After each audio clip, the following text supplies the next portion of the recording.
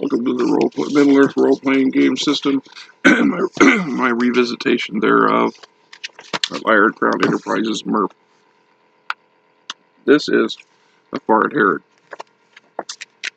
It is a source book set in southern Middle Earth, as it says.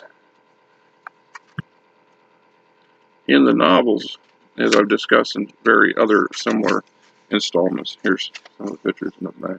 Shows the map. You can see just how far to the south it is. That they touch on Southrons and Easterlings and these, quote, evil men who respond to the call for Sauron's battles in the West. And to call them evil men is not really doing them justice. I don't think that's necessarily the truth. Are they different? Do they not follow the Western philosophies that are not heavily influenced by the Valar or the descendant of the Valar or the elves who are the spokespeople of the Valar, so to speak? That's true. Are they under the influence of the Dark Lord directly? Some are. Many are not. They are just a different culture. Now, in the Far Harad, they actually do a good job of explaining that. And for many centuries before the end of the early Second Age, the southern cultures developed, civilizations began to thrive, although they were quite primitive by Numerian standards. So when the Numerians first arrived in this early Second Age and started to enforce their will, as they are prone to do, because that's their nature, they are a seafaring high culture with this imperial bent, if you will. And I don't want to use modern day equivalents too often I'm not trying to irk a lot of my fellow game enthusiasts when I say they're not unlike the British Empire at its height, or the German Empire, or a number of other European empires that went out to some degree. The American, quote, empire that doesn't exist, although we were later on the stage of things, so things were pretty much already established. But they went out, settled, established colonies, established control over a lot of these so-called primitive societies and civilizations, and put their stamp on it. In this particular neck of the woods, their influence was felt, but the Numerians couldn't bring the locals totally under their control. Neither could Sauron, but they're not dumb. They're survivalists. They, under the guise of Dwar of Wa and the Storm King, these are both members of the Night Nazgul, who were human kings doomed to die, blah, blah, blah. Over the millennia have been agents of Sauron who have controlled directly their regions which border the Far Harad, but were unable to physically and politically overpower the civilizations of this neck of the woods.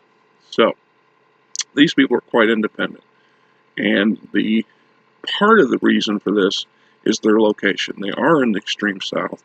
There's a massive ocean of sand to the north and the west of them. So for even their own southern kingdoms, they're somewhat isolated. And from the Harad, they're definitely isolated. There's that huge, vast tract of sand, the Harad. That's a huge desert for these people to be separated from.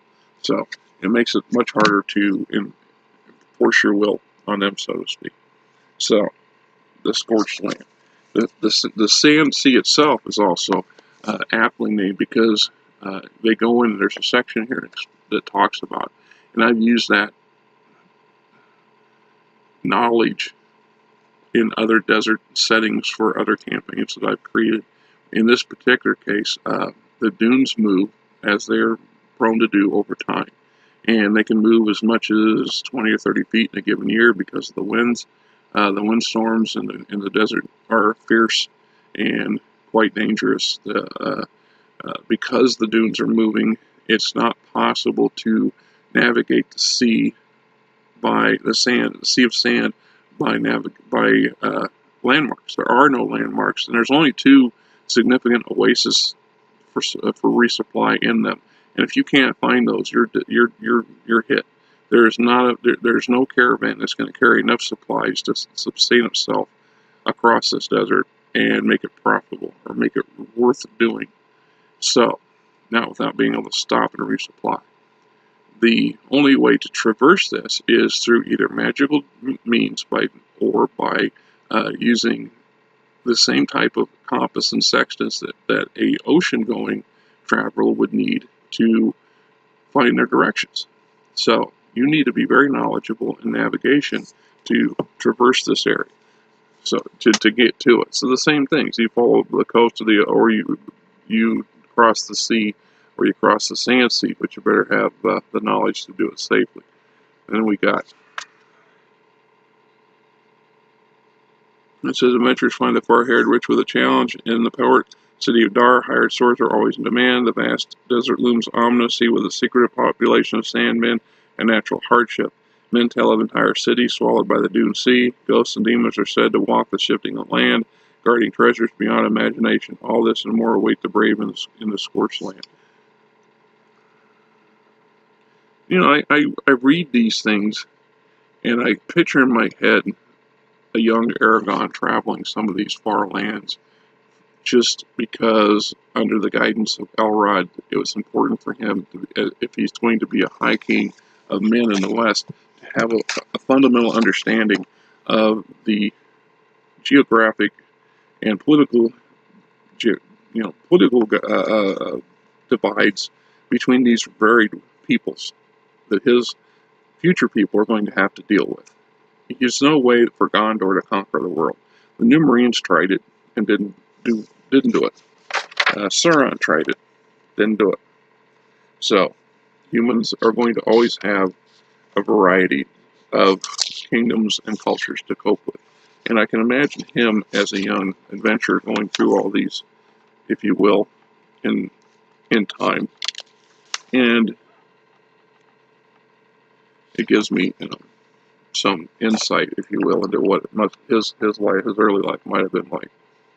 In addition, as far to the south, the warring realms of Gondor and Mordor encompass the lower half of the great desert of the Harad lies the area of harsh winds and blazing sun, known to its inhabitants as the Bazash Miraz. On the maps of the northern world, the region is labeled the Far Harad. People who dwell here have passed in and out of sight of Middle-earth's great powers, but at times of great conflict between light and dark. Such remote ranges have been left to fend for themselves in favor of more important lands to the north.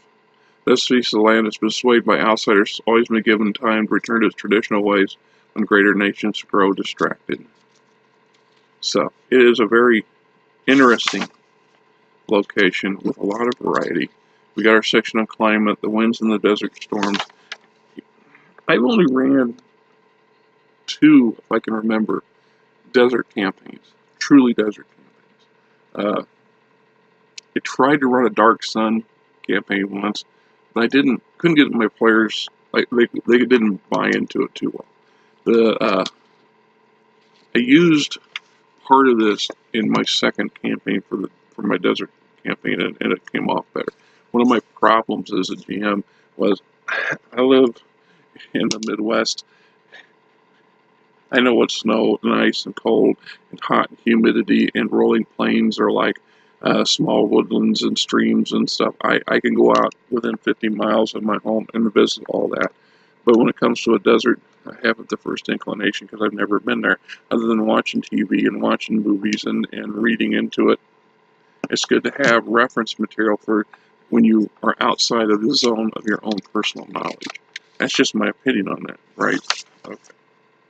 So you have a bunch of basically it's describing the region, the area, the culture, the traits, the religion, the economy, a traditional source book. People of note, politics, communicate.